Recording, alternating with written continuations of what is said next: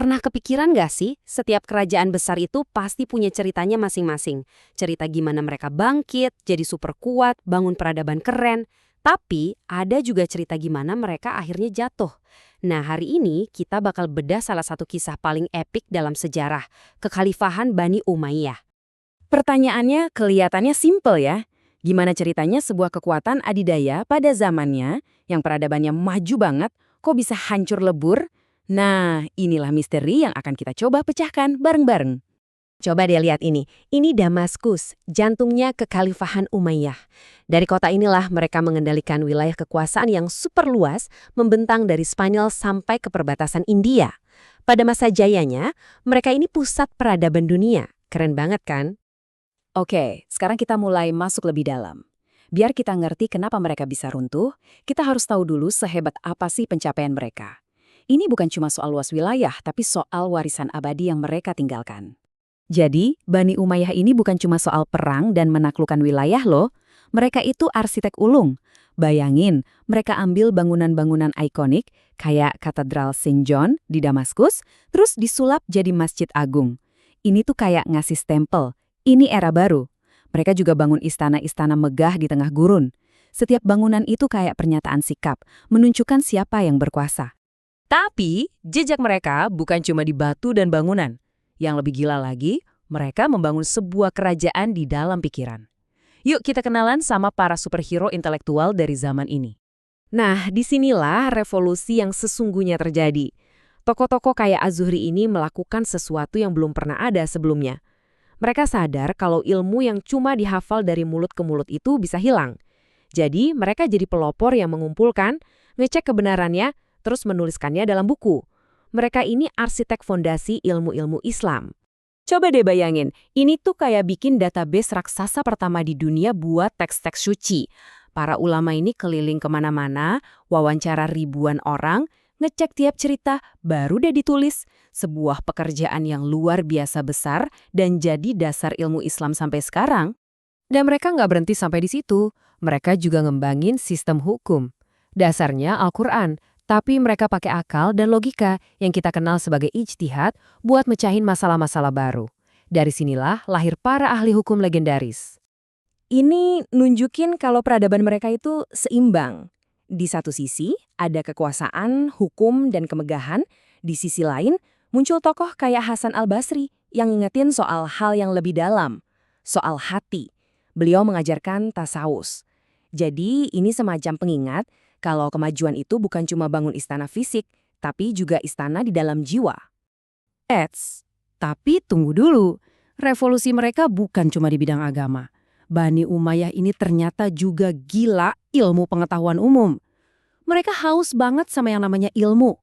Lihat deh, pemerintahnya bener-bener dukung perkembangan ilmu.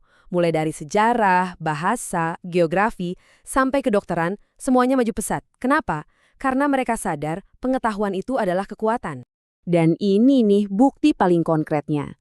Bayangin, di tahun 706 Masehi, Khalifah Walid bin Abdul Malik udah bikin sekolah kedokteran dan para dokternya digaji sama negara. Ini kan sistem kesehatan publik yang canggih banget untuk zaman itu. Oke, setelah lihat semua kehebatannya, pertanyaannya jadi makin besar. Terus, apa yang salah? Kok bisa peradaban sekeren ini mulai retak dari dalam? Nah, di sini ceritanya mulai jadi gelap. Dan inilah teman-teman, retakan pertama yang paling fatal, masalah kepemimpinan. Generasi pendiri itu kan isinya orang-orang visioner, fokusnya bangun negara. Tapi coba lihat generasi penerusnya, fokusnya geser. Dari ngurusin negara jadi sibuk nikmatin kemewahan dan kesenangan. Kalau pemimpin udah lebih mentingin pesta daripada rakyat, ya itu sama aja kayak lagi gali kuburannya sendiri. Yang bikin makin parah, sistem pergantian kekuasaannya itu turun-temurun. Akibatnya, perebutan tahta di mana-mana. Para pangeran saling sikut, bikin kelompok masing-masing, dan akhirnya malah ngerusak kekhalifahan dari dalam. Istana yang harusnya jadi pusat kekuatan, malah jadi sarang intrik. Sementara di istana sibuk rebutan kekuasaan, di luar sana badai udah mulai datang. Ancaman muncul dari segala arah. Ada suku-suku lokal yang melawan, ada kelompok yang merasa dipinggirkan lalu memberontak. Dan yang paling bahaya, ada kekuatan baru yang diam-diam mengintai, Bani Abbasiyah. Ini kombinasi maut antara masalah internal dan tekanan eksternal. Nah, Mawali ini siapa sih? Singkatnya, mereka itu Muslim, tapi bukan orang Arab. Meskipun agamanya sama, Bani Umayyah memperlakukan mereka kayak warga kelas 2. Hak-haknya beda. Kebayangkan? Perlakuan gak adil ini akhirnya jadi bom waktu yang siap meledak kapan aja. Dan ironisnya, bahkan di kalangan orang Arab sendiri, mereka nggak bersatu. Ada persaingan sengit dari zaman dulu antara suku Arab Utara sama suku Arab Selatan. Persaingan ini mecah belah kekuatan militer mereka. Gimana mau ngelawan musuh luar kalau di dalam aja saling benci? Jadi kombinasi semua masalah tadi, kerusakan dari dalam dan tekanan dari luar, akhirnya bikin keruntuhan itu nggak bisa dihindari lagi. Sebuah akhir yang tragis tapi ninggalin pelajaran berharga banget buat kita.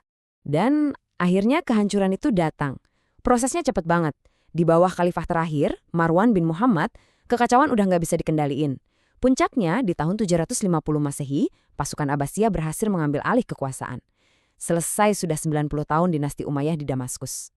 Jadi, apa pelajaran terbesar dari semua ini? Mungkin ini intinya. Kejayaan itu bisa bikin orang jadi sombong dan buta.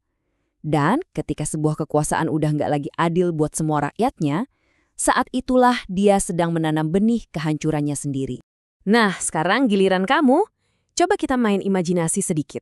Kalau kamu bisa balik ke masa itu dan ketemu sama salah satu khalifah Umayyah pas mereka lagi di puncak-puncaknya, kira-kira nasihat apa sih yang bakal kamu kasih ke dia supaya nggak jatuh ke jurang yang sama? Coba deh direnungkan.